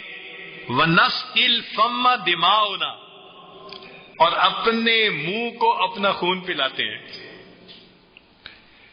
وَنُوَزِّعُ نَوْمَ جُفُونِنَا عَلَى الْآخِرِينَ، اور ہم اپنی پلکوں کی نیند کو دوسرے لوگوں میں تقسیم کر دیتے ہیں. ہم جاگ رہے ہوتے ہیں اور دوسرے میٹھی نیند سو رہے ہوتے ہیں. تو حسد کرنے کا کیا فائدہ؟ اس لیے حسد کی نگاہ سے کبھی کسی کو نہ دیکھیں. فلا تراقب بعین الحسرت او الفضول ما عند الاخرین فانه یورث الحسد. اس کا علاج کیا ہے؟ اس کا علاج ایک تو ہے کہ انسان دعا کرے. کون سی دعا؟ حسد کی ریمیڈی، جس کو کہتے ہیں نا ریمیڈی، کہ بھئی اس دوا کے استعمال سے جڑ سے بیماری ختم ہو جاتی ہے. تو حسد کی ریمیڈی حدیث مبارکہ میں ایک دعا ہے، اللہم ما اصبح بی من نعمت او بعہد من خلقک، اے اللہ جو نعمتیں آپ نے مجھے عطا فرمائی یا اپنی مخلوق میں سے کسی کو عطا فرمائی، فمن کا وہ آپ کی طرف سے ہیں، وحدک، تو ایک ہے، فلک الحمد، اللہ تیری تعریف بیان کرتا ہوں۔ جس بندے نے دوسرے پر نعمتیں پانے کے بعد، دیکھنے کے بعد اس دعا کو پڑھا، اللہ اس کو علم حسد کے جراثیم سے محفوظ فرما لیتے ہیں۔ حدیث پاک کی دعا ہے نا، جیسے آج ویکسین ہوتی ہے نا کہ ویکسین لگا لو ٹی بی ختم، ویکسین لگا لو ہیپیٹائٹس نہیں ہوگا، فلاں نہیں ہوگا۔ ہاں، یہ حسد کی ویکسین ہے جو اللہ کے پیارے حبیب صلی اللہ علیہ وسلم نے عطا فرما دی، کہ جب کسی کے پاس جمال دیکھو، کمال دیکھو، مال دیکھو، کوئی بھی نعمت دیکھو، حسد نہ کرو، یہ دعا پڑھ لو۔ اس دعا کی برکت سے اللہ حسد کے جراثیم کو اندر پیدا ہونے سے محفوظ فرما لیں گے۔ اور بعض احادیث میں یہ دعا کہ جب انسان اپنے اندر حسد محسوس کرے تو کہے اللہم انی اعوذ بک من شر نفسی۔ شیطان بھی حسد پیدا کرتا ہے اور نفس بھی حسد پیدا کرتا ہے، تو دعا مانگے تو اللہ تعالی حسد سے بچائیں گے۔ ہمارے مشائخ نے اس کو بڑا آسان بنا دیا، حسد کا علاج بڑا آسان، کیا کہ جس سے حسد محسوس ہو انسان اسی کے لیے دعا مانگنا شروع کر دے۔ 40 دن نہیں گزر سکتے، ہمارا تجربہ تو یہ ہے کہ 3 دن نہیں گزرتے، بڑے لوگ آتے ہیں، بڑا حسد ہوتا ہے جی فلاں سے، اچھا بھئی 3 دن اس بندے کے لیے دعا مانگو، دعا کا لفظ نہیں نکلتا۔ جس کے بارے میں دل میں اتنا کینہ، اتنا حسد، اتنا بغض، اتنا دل بند، اس کے لیے دعا کہاں سے نکلے؟ اور اگر اس کو مجبور کریں کہ نہیں دعا کرو، بس دعا نکلنے لگتی ہے اور شیطان بدبخت کی شیطانیت ختم ہو جاتی ہے۔ 3 دن سے پہلے اللہ اس بندے کے بارے میں دل کے اندر محبت ڈال دیتے ہیں۔ یہ مجرب نسخہ ہے، استعمال کر کے دیکھیں۔ کوئی بھی بتایا آپ کو تو آپ اس کو یہ نسخہ تجویز کر سکتے ہیں کہ بھئی جس سے حسد محسوس ہوتا ہے اس کے لیے دعا کرو، 3 دن سے پہلے اللہ حسد کی بیماری کو شفا عطا فرما دے۔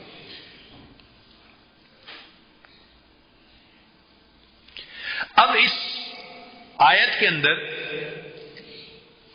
3 لوگوں کے لیے سبق ہے، نکتہ۔ ایک سبق تو یہ ہے کہ انسان اپنے آپ کو حسد اور کینہ سے بچائے کہ یہ چیز انسان کی ذلت اور انسان کے زوال کا سبب بنتی ہے۔ بھائیوں نے حسد کیا، بالآخر شرمندگی اٹھانی پڑی۔ تو اس کو کہتے ہیں کہ اپنی ذات کے لیے ایک سبق ہمیں ملا، اور ایک سبق ماں باپ کے لیے بھی، کہ جب بچوں سے بات کریں تو ہمیشہ ان کو سمجھا کے بات کریں۔ نکتہ سمجھیے، حضرت یعقوب علیہ السلام یہ بھی تو کہہ سکتے تھے نا، لا تقصص رؤیاک علی اخوتک، فقط بات ختم۔ والد تھے نا، حکم کر سکتے تھے، مگر آپ نے فقط حکم نہیں کیا، آگے تفصیل بھی کھولی، کیا فَيَكِيدُ لَكَ كَيْدًا۔ تو قرآن کے یہ الفاظ بتا رہے ہیں کہ مربی کو اگر تربیت کرنی ہو تو بندے کو فقط آرڈر ہی نہیں کرنا ہوتا، کچھ سمجھانا بھی ہوتا ہے۔ نکتہ سمجھے؟ آرڈر ہی نہیں کرنا ہوتا، یہ کرو یہ نہ کرو، نہیں، وہ کرنے کی بھی فائدے بتا دیں اور نہ کرنے کے نقصانات بھی کھول دیں تو آسانی ہوگی اگلے کے لیے۔ چنانچہ ایک نوجوان صحابی تھے، لڑکے تھے، کہتے ہیں میری عادت تھی کہ میں جس کھجور کا پھل پسند ہوتا اس پہ چڑھ جاتا اور خوشہ توڑ کے کھجور کھاتا۔ ایک دفعہ مالک نے مجھے پکڑ لیا، وہ نبی علیہ السلام کے پاس لایا، تو شروع میں تو میں بڑا گھبرایا، کہ پتہ نہیں میرے ہاتھ کٹیں گے یا کیا ہوگا۔ جب نبی علیہ السلام کے پاس آیا تو آقا صلی اللہ علیہ وسلم نے میری طرف دیکھا، اس کی بات سنی اور مجھے اپنے قریب بلایا اور بلا کے میرے سر کے اوپر شفقت کا ہاتھ رکھا۔ وہ کہتے ہیں کہ میرا آدھا ڈر تو ختم ہو گیا، مجھے گھبراہٹ تھی نا، خوف تھا، وہ ختم ہو گیا کہ محبت کا ہاتھ میرے سر کے اوپر آ گیا۔ مجھے شفقت محسوس ہوئی، مجھے سایہ محسوس ہوا، مجھے اپنائیت محسوس ہوئی آقا صلی اللہ علیہ وسلم کے اس عمل میں۔ پھر نبی علیہ السلام نے مجھ سے پوچھا کیوں لوگوں کی کھجوریں توڑ کے کھاتے ہو؟ میں نے بتایا اے اللہ کے نبی صلی اللہ علیہ وسلم، مجھے بھوک لگی ہوتی ہے تو جو کھجور اچھی لگتی ہے میں توڑ کے کھا لیتا ہوں۔ تو نبی علیہ السلام نے پھر مسئلہ سمجھایا کہ بھئی جو کھجوریں نیچے گری پڑی ہوں وہ اذن عام ہوتا ہے، وہ نیچے گری ہوئی کھجور اٹھا کے کھا لو، اس میں کوئی حرج نہیں ہوتا۔ جو درخت کے اوپر لگی ہو وہ مالک کی اجازت کے بغیر نہیں کھا سکتے۔ تو مسئلہ سمجھا دیا۔ فرماتے ہیں کہ اس کے بعد نبی علیہ السلام نے مجھے دعا دی، اللہ اس بچے کی بھوک کو ختم کر دے اور اس کے رزق میں برکت عطا فرما دے۔ وہ صحابی کہتے ہیں کہ اس کے بعد پوری زندگی میں نے کسی بندے کی چیز کو بغیر اجازت استعمال نہیں کیا۔ تو مربیین جو ہیں ان کے لیے بھی اس میں نکتہ ہے کہ تربیت اس کو نہیں کہتے وہ تو سننا نہیں، تین میں پہلے بھی آخیا سی، تنقید نہیں چاہیے بلکہ محبت چاہیے۔ تو اس لیے جب تربیت کرنی ہو تو تربیت میں فقط حکم ہی نہیں دیا جاتا بلکہ بات کو کرتے ہوئے بات کو سمجھایا بھی جاتا ہے۔ کئی خاوندوں میں اور بیویوں میں جھگڑا اسی لیے کہ خاوند آدھی بات کرتا ہے، اگلی بات ہی نہیں سمجھ سکتی کہ مجھے کرنے کو کیا کہا ہے، اور توقع کرتے ہیں کہ کام ٹھیک ہونا چاہیے۔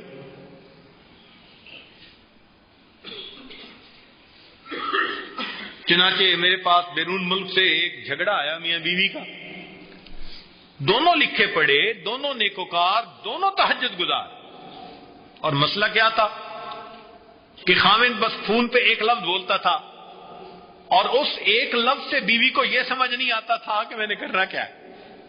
وہ بیچاری اپنی سمجھ سے کر لیتی تھی تو ٹھیک کر لیتی تو تعریف نہیں ہوتی تھی، اور نہ کرتی تو ڈانٹ اوپر سے پڑ جاتی تھی۔ تو جھگڑے ہی ہونے ہیں نا۔ تو شریعت ہمیں حکم دیتی ہے کہ ہم اگر کوئی بات کریں بھی صحیح تو کیا کرنا چاہیے؟ سمجھا کے بات کرنی۔ اگر بچہ نماز نہیں پڑھتا، فجر میں آپ نے اٹھایا تو یہ نہیں ہے کہ ایک دفعہ رضائی ہٹا کے نہیں اٹھا تو دوسری دفعہ آ کے تو یہ شرم نہیں آتی، بیل کی طرح کھاتا ہے، مرا پڑا ہے، ایسا کہنے کی ضرورت نہیں ہے۔ اس کو سمجھائیں کہ تو نوجوان ہے، تیرے لیے اٹھنا مشکل ہے، لیکن بیٹے اگر تو ہمت کر کے اٹھ جائے اور نماز پڑھ لے تو بوڑھے باپ کے دل سے دعائیں لے گا، اپنے اللہ کو راضی کرے گا۔ تو اگر سمجھا کے بات کریں گے تو وہ بچہ فجر کیا، وہ تہجد پڑھنے کے لیے بھی اٹھ جائے گا۔ آج ہمارے ماحول معاشرے میں اس چیز کی بڑی کمی ہے کہ تربیت کرنے والے سمجھا کے بات نہیں کرتے، فقط ڈانٹ ڈپٹ سے کام لے رہے ہوتے ہیں۔ اس لیے اکثر ماں باپ اپنے بچوں کی تربیت نہیں کر پاتے۔ آپ سمجھتے ہیں جی بچہ چھوٹا ہے، ڈانٹ سے کام چل جائے گا، ڈانٹ سے کام نہیں چلتا۔ وہ سہم جاتا ہے، سدھر نہیں جاتا۔ سہم جانا اور چیز ہے، سدھر جانا اور چیز ہے۔ تو ہم اگر فقط ڈانٹ ڈپٹ کریں گے تو بچہ سہم جائے گا، چپ ہوگا، اور اس کا سہم جانا اس بات کی دلیل کہ اب اس کے دماغ کے اندر آپ نے دو دماغ بنا دیے۔ ایک دماغ وہ ہے جو آپ سے باغی ہے، اور دوسرا دماغ وہ ہے کہ آپ کے سامنے چپ ہے، بس جو آپ کہہ رہے ہیں وہ کر رہا ہے۔ اور جب وہ جوانی کی عمر کو پہنچے گا تو اس کی بغاوت سامنے آ جائے گی۔ شریعت کتنی خوبصورت ہے، اللہ کی کلام کیا پیاری چیز ہے، ہمیں سمجھا رہی ہے کہ دیکھو تربیت کرنی ہے تو تم اپنے بچے کو ایک کام کا امر بھی کرو مگر ساتھ سمجھا بھی دو کہ مقصد میرا کیا ہے۔ چنانچہ فرمایا کہ لا تخصص رؤیاک علی اخوتک فیکیدوا لک کیدا، اور پھر یہ نہیں ہے کہ اتنا ہی کہہ دیتے تو پھر یوسف علیہ السلام کے دل میں بھائیوں کے بارے میں بدگمانی آ جاتی۔ اب ذرا دیکھیے کہ اگر یوسف علیہ السلام کو منع کیا اور بھائیوں کو بتانے سے صرف روک دیا تو یہ تو تھا کہ چلو وہ بھائیوں کو نہ بتاتے کہ بھائی حسد نہیں کریں گے، لیکن یوسف علیہ السلام کے دل میں تو میل آ سکتی تھی نا بھائیوں کے بارے میں کہ یہ مجھ سے حسد کرنے والے یہ میرے رفیق نہیں میرے فریق ہیں۔ بات سمجھ رہے ہیں؟ یہ میرے رفیق نہیں میرے، تو انہوں نے اور بھی پتہ صاف کر دیا، فرمایا بیٹے ان الشیطان للانسان عدو مبین۔ سبحان اللہ، شیطان انسان کا سری دشمن، میرے بیٹے بھائی تیرے دشمن نہیں، شیطان ان کے دلوں میں تیرا حسد پیدا کر دے گا۔ تو برائی شیطان کی طرف آ گئی تو یوسف علیہ السلام کے دل میں بھی بھائیوں کے بارے میں کوئی برا۔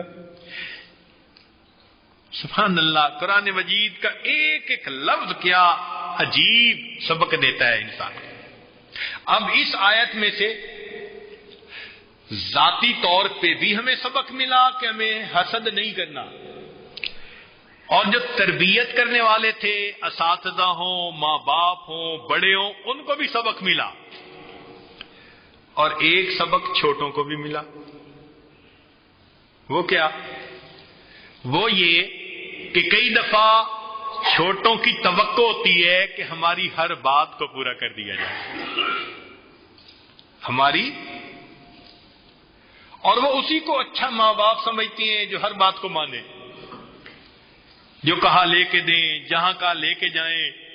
بچے سمجھتے ہیں بس جو ہم کہہ رہے ہیں اگر ماں باپ کریں تو بڑے اچھے ماں باپ ہیں۔ نہیں، شریعت میں یہاں بتا رہی ہے کہ جب والد نے کہہ دیا لا تقصص رؤیا کا منع کر دیا، اب چھوٹوں کو سمجھنا چاہیے کہ بڑے جب کسی بات سے منع کر رہے ہیں تو اب اس سے منع ہو جانے میں ہی ہمارا فائدہ ہے۔ تو چھوٹوں کو چاہیے کہ وہ نہ سننے کی بھی عادت ڈالیں۔ یہ ایک عجیب نقطہ ہے کہ چھوٹوں کا بھی کیا حق بنتا ہے؟ نہ سننے کی بھی۔ اب بیوی نہ تو سننا پسند نہیں نہ کرتی، اور اسی پہ جھگڑے بھی تو ہوتے ہیں نا۔ تو یہ تو ضروری نہیں ہوتا کہ ہر بات پہ ہی ہاں، نہ بھی کبھی ہوتی ہے، اس میں بھی کوئی وجہ کوئی حکمت۔ ہاں ضد کی وجہ سے نہ کرے، کہ کئی لوگوں نے عادت ہی بنا لی ہوتی ہے کہ نہ ہی کرنا ہے، ایسا نہ ہو۔ اگر کوئی معتدل مزاج والا بندہ ہے، صحیح شخصیت ہے، اور وہ اگر کبھی کسی چھوٹے کو کہہ بھی دیتا ہے کہ ایسا نہ کرو، تو اس نے دھوپ میں بال سفید نہیں کیے ہوئے ہوتے، اس کو زندگی کا تجربہ ہوتا ہے۔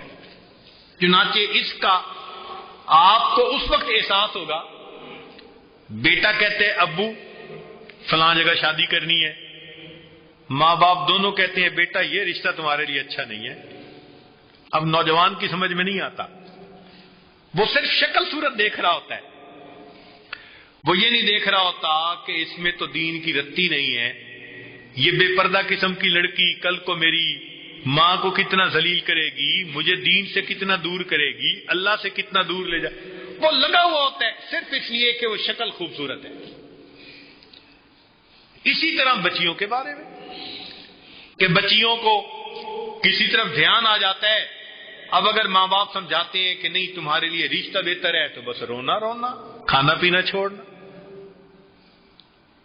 نوجوان بچے اتنا تجربہ نہیں رکھتے جتنا ماں باپ رکھتے ہیں.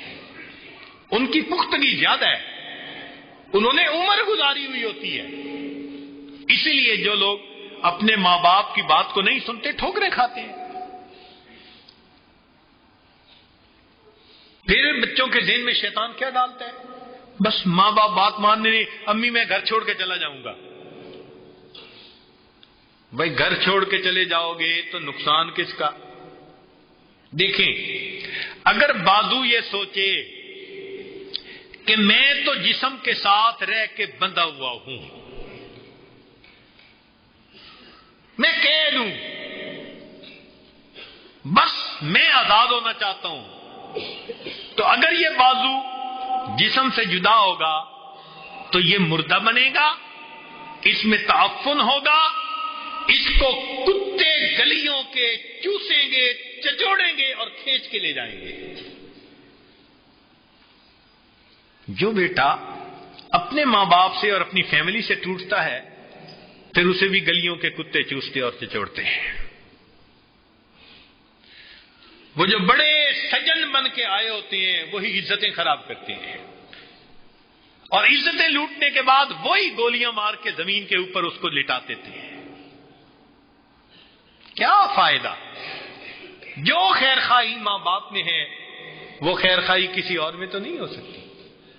بلڈ ہوتا ہے نا، فطرت ہوتی ہے نا انسان کی کہ وہ بچوں کے اندر اچھائی چاہتا ہے. تو یہاں سے 3 باتیں معلوم ہوئی کہ ایک تو ہمیں حسد سے بچنا خود چاہیے، اور دوسری بات کہ تربیت دینے والوں کو بھی چاہیے کہ وہ بچے کو بات کریں تو سمجھا کے کریں تاکہ آپس میں ایک دوسرے کے درمیان دل میں میل نہ آئے. اور تیسری بات کہ بچوں کو بھی سبق ملا کہ بڑے نصیحت اگر کریں تو اس کو غور سے سننا چاہیے، ان کے سننے میں ہی فائدہ ہے. کئی مرتبہ نہ بھی انسان کے لیے رحمت بن جایا کرتی ہے. اب اگر چھوٹا بچہ ہاتھ میں انگارہ اٹھانا چاہے تو ماں تو روکے گی نا. تو کیا بچہ یہ سوچے کہ میری امی کو مجھ سے محبت نہیں ہے؟ بھئی وہ محبت کی وجہ سے ہی تو تمہارا ہاتھ پکڑ رہی ہے. اب اگر بچہ گندا ہے اور ماں اس کو نہلا رہی ہے تو صابن لگانے، پانی ڈالنے سے بچہ تو رو رہا ہے، کیا مجھے پکڑ لیا اور کیا پانی کے نیچے مجھے ڈال دیا. لیکن ماں کا یہ کام کرنا بچے کے ساتھ دشمنی نہیں، بچے کے ساتھ محبت کی وجہ سے ہے. تو اس لیے جہاں بڑوں کو یہاں سے تعلیم ملی وہاں چھوٹوں کو بھی تعلیم ملی کہ بڑے بات کریں تو سمجھا کے کریں، محبت، پیار، شفقت کے ساتھ کریں. اور چھوٹوں کو بھی چاہیے کہ اگر کبھی کسی بات پر کوئی نہ کہہ دے تو پھر وہ بھی تسلیم کر لیں. اب طلباء بیٹھے ہیں، اگر کبھی ناظم صاحب کوئی بات کر دیں کہ بھئی یہ کام نہیں کرنا تو پھر سوچیں، ہم پھر بہانے ڈھونڈتے ہیں کہ اس کام کو اب دوسرے طریقے سے کیسے کرنا ہے. ایسی بات نہیں. تربیت میں ہاں بھی ہوتی ہے، نہ بھی ہوتی ہے. اللہ تعالی ہمیں اتنے اچھے اخلاق عطا فرمائے کہ جہاں ہاں کی توقع رہتی ہے تو ہم نہ کو سن کے بھی خوش رہیں اور اس میں ہی اپنا فائدہ سمجھیں. چنانچہ آج کی ان 5 آیات میں جو مختلف باتیں تھیں وہ آپ کے سامنے عرض کر دی. اب یہ سلسلہ اسی طرح روزانہ ہمارا چلتا رہے گا. چند آیات روزانہ ہم پڑھ کے اس سے متعلقہ جو مضامین ہوں گے وہ بیان کرتے رہیں گے انشاءاللہ. آئندہ جمعرات کے دن عشاء کے بعد مغرب کے بعد جو بیان ہوگا وہ آخری بیان ہوگا. چونکہ بعض حضرات نے جمعے پڑھانے ہوتے ہیں تو وہ مجبور ہوتے ہیں، انہیں جانا ہوتا ہے. تو ہم دعا مغرب کے بعد کر لیں گے، جو رہ جائیں گے ان کے لیے جمعے کا بیان بھی ہو جائے گا. اللہ رب العزت ہمیں قرآن مجید کا فہم عطا فرما دے. اب ذرا ہمارے اکابر کے ان تمام مضامین کو بھی سوچ لیں اور یہ بھی سوچ لیں کہ کچھ لوگ کہتے ہیں استاد کی کیا ضرورت، ترجمہ پڑھ کے سمجھ لو. تو بھئی آپ ترجمہ پڑھ کے ان آیتوں سے اتنے مضامین سمجھ سکتے تھے؟ تو معلوم ہوا استاد کی تو ضرورت ہے نا. جائے استاد خالیست، استاد کی جگہ خالی ہوتی ہے. الحمدللہ اس عاجز نے بھی اپنے استاد حضرت مولانا خلیل احمد صاحب، ان سے 2 سال متواتر فجر کے بعد قرآن پاک کا ترجمہ اور تفسیر، متواتر 2 سال. تو اس کے لیے استاد سے پڑھنا ضروری ہے. جو لوگ یہ کہیں کہ جی استاد کی ضرورت نہیں، بس ترجمہ پڑھ کے سمجھ لو، اس کا مطلب کہ وہ صحیح گائیڈ نہیں کر رہے.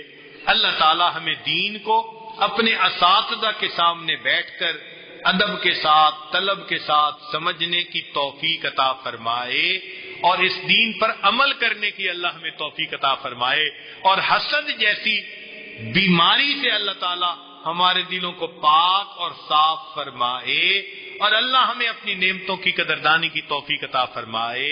وآخر دعوانا ان الحمد للہ رب العالمین.